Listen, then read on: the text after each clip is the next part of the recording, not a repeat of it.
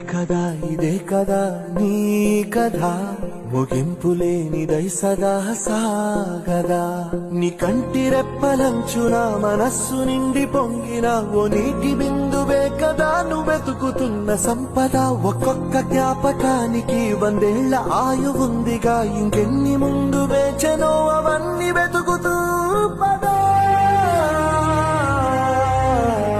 మనుష్యులందు నీ కథ మహర్షిలాగా సాగదా మనుష్యులందు నీ కథ మహర్షిలాగా సాగదా